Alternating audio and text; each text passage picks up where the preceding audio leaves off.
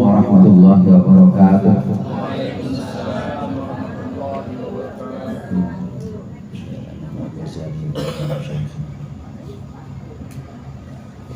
Al-Fatihah.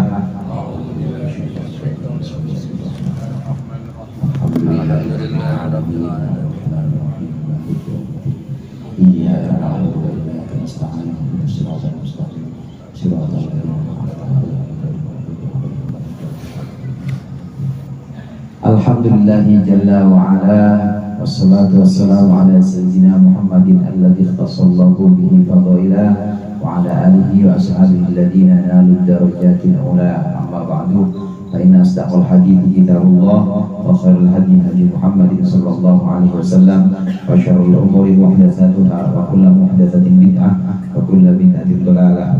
Segenap jemaah Majelis Ta'lim Al-Hidayah, wabil khusus para ustaz, para hujjaj, bapak, ibu-ibu sekalian, hadirin hadirat yang dirahmati oleh Allah. Alhamdulillah malam hari ini kita berkumpul kembali melanjutkan kajian kita, pengajian kitab Bidayatul Hidayah. Mudah-mudahan yang tadi sudah dibacakan berupa wirid-wirid dan juga zikir ayat Al-Quran serta yang akan kita baca menjadi sesuatu yang bermanfaat dunia akhirat. Amin ya rabbal alamin.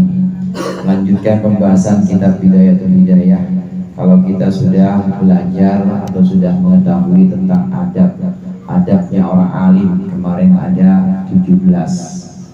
Kemudian adab seorang murid di hadapan gurunya itu ada 13. Kemudian adab seorang anak kepada kedua orang tuanya ada 12. Nah, yang berikut ini ada adab kita bersama orang-orang lain selain guru, selain orang tua. Maka akan ada di pembahasan berikut ini. Bismillahirrahmanirrahim. Qala al-mu'allif rahimahullah wa nafa'ana bihi wa bi'ulumihi fid dharain. Amin. Wa'lam anna an-nasa ba'da haula'i fi haqqika thalathatu ab'abin. Wa'lam, dan ketahuilah bahwa anna an-nasa, bahwasannya manusia, ba'da haula'i, setelah mereka, fi haqqika, dalam hakmu, salah satu at'afin, itu ada 3 orang. Ketahuilah bahwa selain guru, selain murid, dan juga selain orang tua, manusia itu ada 3 macam, ada 3 golongan. Imma asdiqa'u, yang pertama ada kalanya para teman atau sahabat. Wa imma ma'arifu, ada kalanya orang yang kita kenal, ma'ruf. Wa imma majahilu, ada kalanya orang yang kita tidak kenal, majhul. Fa in bulita, dan jika engkau dibuli bulita bukan bully, bukan Pak. Fa in bulita apa Mas Toro? Diuji. Ya, diuji atau dicoba di situ. Bulita, fa in bulita, apabila engkau diuji bil awami, dengan orang awam, al majhulina, yang tidak dikenal. Fa adabu mujalasatil ammati, maka adab bergaul dengan orang umum atau awam itu tarkul khawdi fi hadithihim, tidak bergelut atau tidak menceburkan diri fi hadithihim, dalam pembicaraan mereka. 1. Wa qillatul isgha'i, dan juga mengurangi pendengaran ila arajifihim, kepada gosip-gosip atau isu-isu mereka. 2. Wattaghafulu amma yajri min su'i alfadhihim, dan juga bersikap cuek. Taghaful itu jadi tarkun wa i'radun. Taghaful itu artinya berpaling, cuek. Amma yajri min su'i alfadhihim, amma yajri dari sesuatu yang berjalan, min su'i alfadhihim yakni buruknya kata-kata mereka. Wal ihtirazu, 3. Wal ihtirazu, 4. Menjaga diri an kathrati liqaihim, dari sering bertemu mereka. Wal hajati ilaihim, dan juga dari membutuhkan mereka.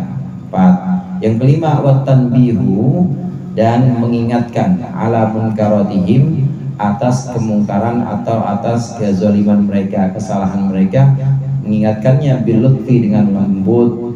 Wan nushu, dan juga bil lutfi, wan nushi juga boleh, wan nushi, dan juga dengan nasihat, inda rojail qabuli, ketika diharapkan diterima, minhum, dari mereka.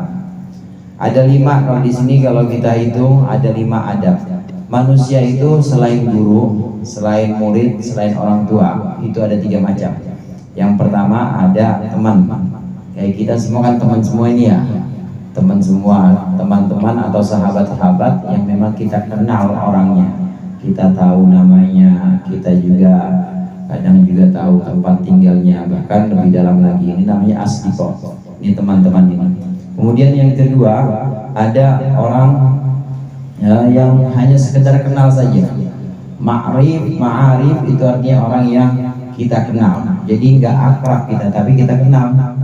Kayak orang sini kan pada kenal semua sama Bang Haji Matroji Alwi ya, yang baru sampai di samping kanan saya. Nah, namanya Ma'arif nih. Bang Ajis. Ya, Bang Haji Ajis.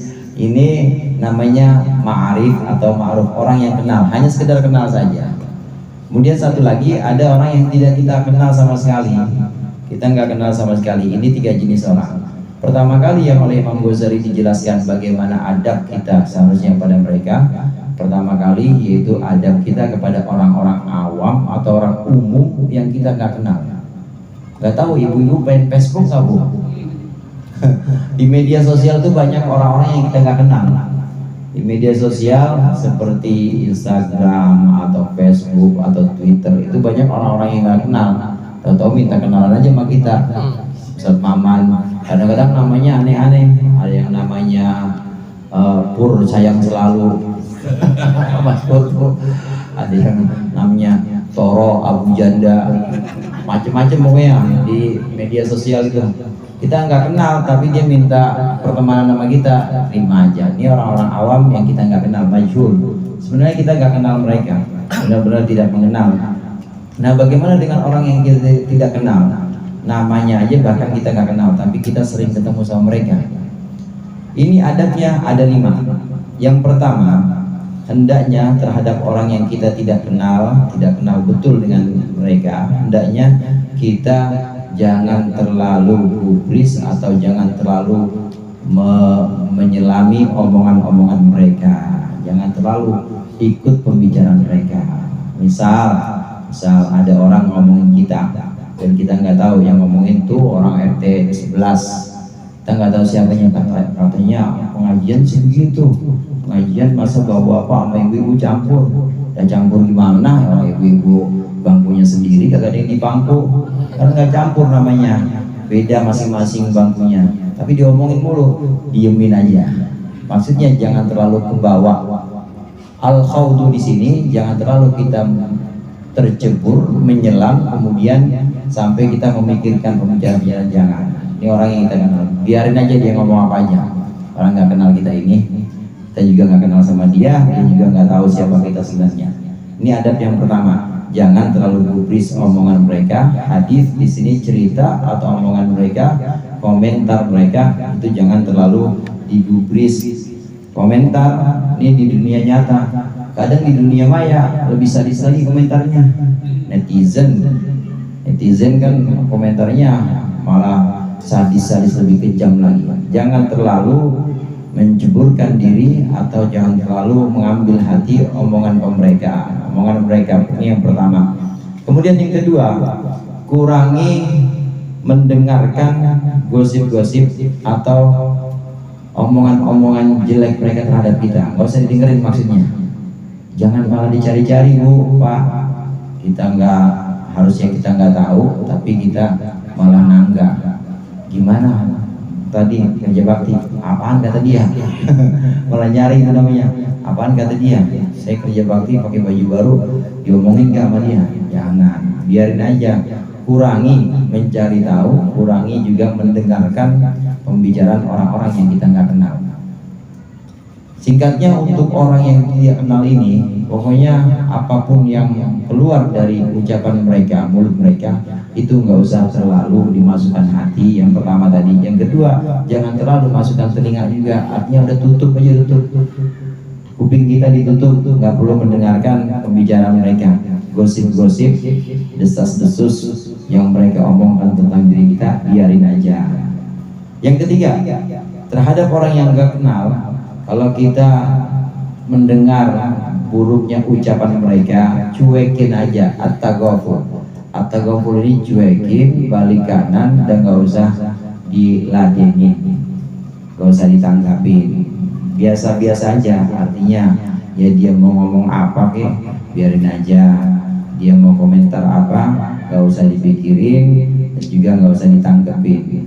Taghaful ini bukan cuma tutup telinga, bukan cuma mengurangi cari tahu tentang omongan-omongan buruk dari mereka terhadap kita. Taghaful ini artinya kita benar-benar bersikap pasif, bodoh amat, gak usah diladenin. Benar-benar kita tidak nanggapin apapun ucapan mereka. Orang gak kenal, orang begitu aja, lewat begitu aja. Kemudian yang keempat, kita jaga diri kita. Kalau udah tahu mereka memang bukan orang yang kita kenal, mereka juga kita nggak kenal mereka, tapi pernah dengar dari orang bahwa mereka jelek-jelekin kita, maka yang keempat, jaga jangan sampai bertemu sama mereka. Jangan sama orang-orang yang kita tidak kenal dan kita tahu pernah ngomong kita, udah batasin, kurangin, jangan ketemu dengan dia. Kemudian juga jangan sekali-kali kemudian kita butuh sama dia, jangan.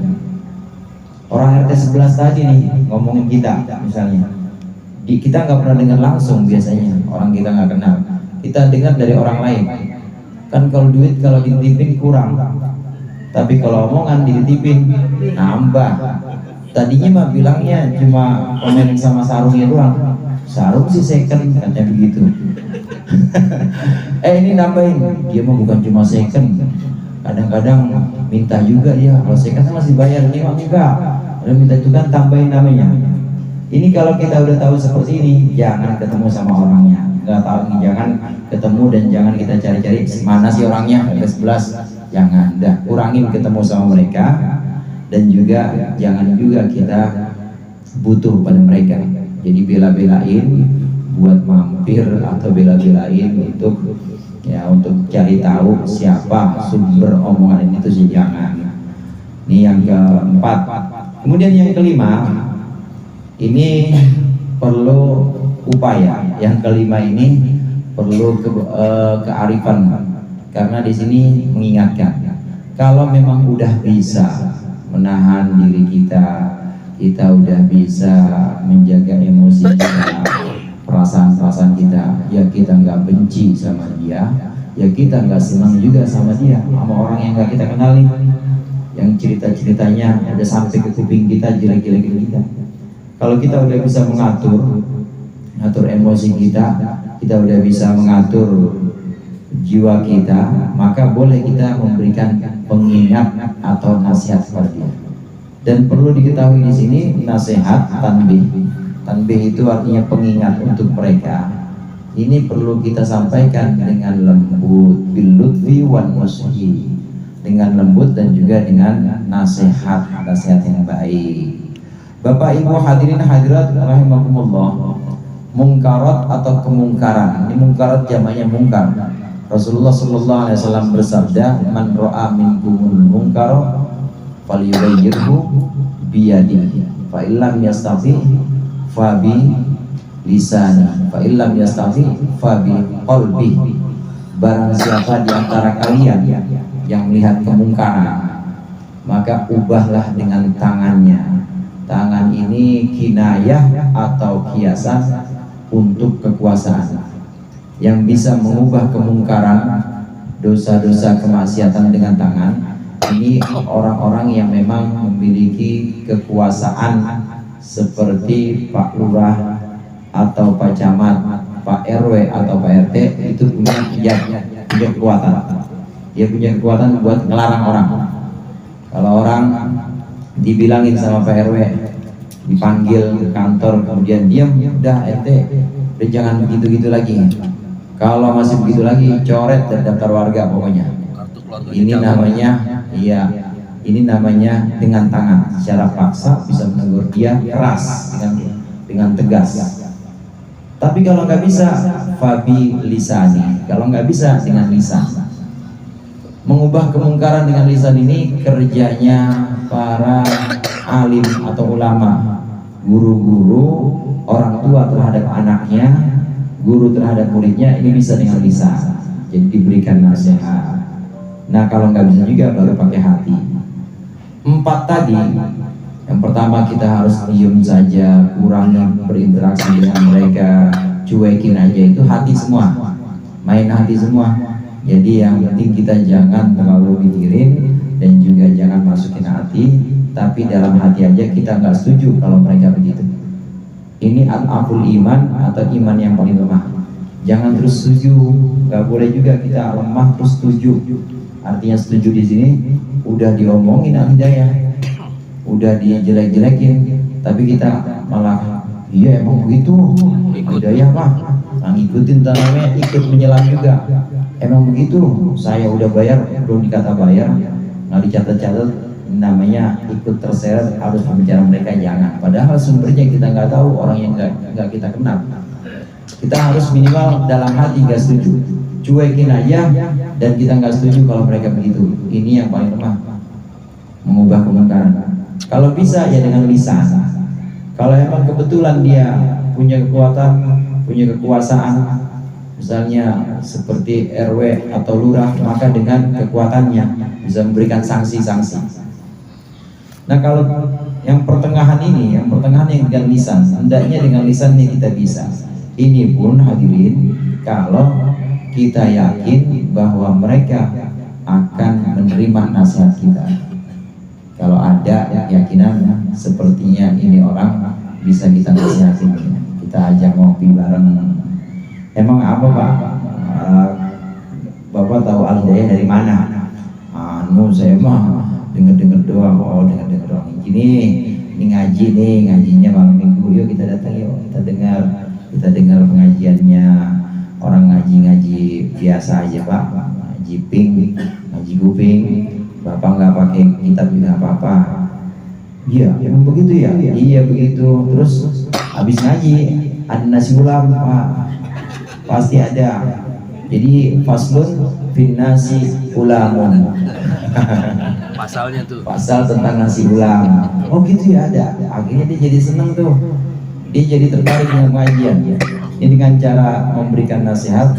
Awalnya kita yakin orang awam ini yang tadinya kita nggak kenal, setelah kita bisa ngatur emosi, ngatur diri kita, baru kita ajak ngopi. Kalau bisa berikan nasihat. Ini bukti bahwa kita amar ma'ruf nahi mungkar, bahwa kita mencegah kemungkaran. Karena omongan bohong atau gosip-gosip yang mereka lemparkan meskipun tidak kenal, ini adalah kemungkaran. Meskipun dia bukan orang yang kita tidak kenal, orang yang kita kenal, ini tetap kemungkaran. Seandainya kita bisa mengubah, maka ubah. Ajak ngopi, harus dengan lembut dan juga dengan nasihat. Ini setelah kita bisa mengatur emosi kita dan setelah kita yakin bahwa dia akan menerima nasihat kita. Catatannya itu 2. Tapi kalau kita belum bisa mengatur emosi, mendingan langkah yang 4 aja. Langkah yang 4. Kalau di sini mah insya Allah ya, emosinya mah ya. Kan ada orang pakai peci masih nabokin orang, kan ada. Pecinya merah biasanya itu mana? Nggak ada peci merah sih mas. Iya. Ada yang masih belum bisa ngatur diri, ya udah yang 4 aja. Yang penting diemin, cuekin, itu dengan hati saja. Tapi kalau sudah bisa dan yakin, dia bakal menerima nasihat kita, boleh kita ketemu dan memberikan nasihat. Kalau belum bisa, udah gak usah ketemu. Tadi kata Imam Ghazali, kurangin bertemu mereka, kurangin juga berinteraksi dan juga mendengarkan desas-desus atau gosip yang mereka umbar dari mulut mereka, kurangin. Kalau belum bisa ngatur emosi kita. Nah, nasihat atau amar ma'ruf nahi mungkar ini mau nggak mau harus ketemu sama orangnya.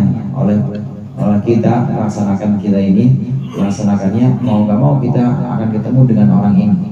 Ketemu ini berarti kita udah siap semuanya, maksudnya siap untuk tidak marah-marah dan juga kita sudah yakin bahwa dia akan menerima. Gimana kalau kita udah bisa mengatur emosi, kita udah bisa ketemu, tapi kita nggak yakin akan diterima omongan kita? Nggak usah, karena kadang-kala orang yang menerima omongan kita ini merasa bahwa dia lebih tinggi dibanding kita. Kalau kita udah nggak yakin bakal diterima omongan kita, mendingan udah nggak usah. Jadi urungkan niat kita untuk memberikan nasihat. Berarti itu Ustadz, kita nggak amar ma'ruf nahi mungkar dong? Nggak apa-apa. Amar ma'ruf nahi mungkar, Bapak Ibu sekalian, amar ma'ruf nahi mungkar itu boleh dilakukan sekiranya tidak menimbulkan fitnah. Nah, di antara fitnah, kalau kita sampai ke sana malah justru debat kusir, sampai ke sana justru berantem, omongan malah kencingan dia, itu kan namanya fitnah. Itu boleh tidak kita lakukan. Dan perlu saya sampaikan di sini, amar ma'ruf nahi mungkar itu harus melewati beberapa tahapan. Tahapan yang pertama harus ada definisi atau takrif dulu. Orang yang melakukan kemungkaran ini harus sama persepsinya dengan kita. Contoh tadi, ini RT 11, ada RT 11 ini lagi? Nggak ada ya? Saya yang banyak aja pokoknya RT-nya 11.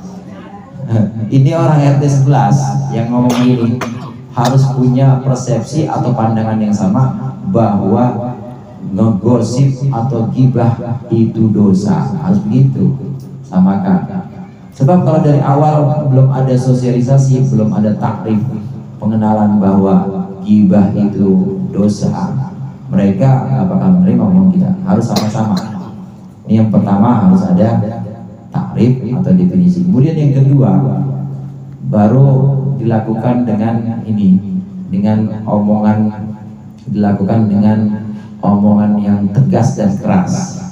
Yang ketiga, amar ma'ruf nahi mungkar ini dilakukan dengan cara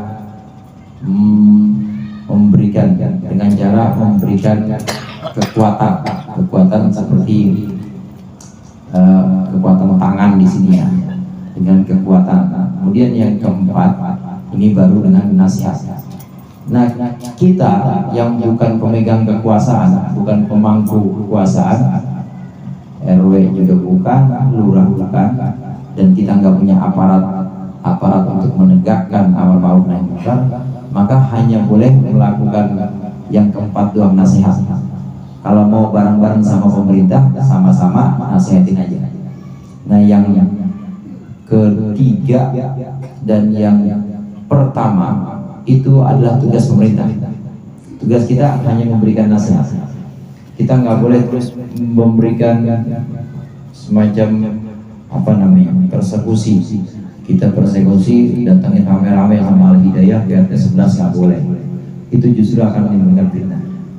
Boleh nggak seseorang amar ma'ruf nahi mungkar dia bicara keras, jadi pidato, orasi, kemudian dia bicara keras tentang kemungkaran yang dilakukan oleh orang RT 11. Dia sendiri waktu ceramah atau waktu orasi, boleh nggak?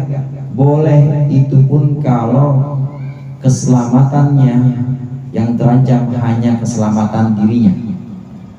Kalau keselamatan yang terancam ini keselamatan diri dan juga orang-orang yang sepaham dengan dia, nggak boleh. Contoh, mau ada yang belain Al-Hidayah, contohnya tadi yang naik Ustadz Maman. Nah, selesai ceramah Ustadz Maman ada tambahan lagi, dia ingin mencegah kemungkaran yang dilakukan oleh RT 11 atas nama Al-Hidayah. Ini gara-gara ngomong keras, akhirnya orang RT 11 ini bisa berantem, dan yang terancam keselamatannya kira-kira Ustadz Maman doang apa jamaah Al-Hidayah semua? Jamaah. Nah, kalau gitu nggak boleh, karenanya para dai, para penceramah itu kalau dia amar ma'ruf nahi mungkar, dia misalnya mengkritik pemerintah apalagi dengan omongan yang kotor, itu kudu tahu ini, lihat-lihat. Kalau yang di penjara dia doang nggak apa-apa.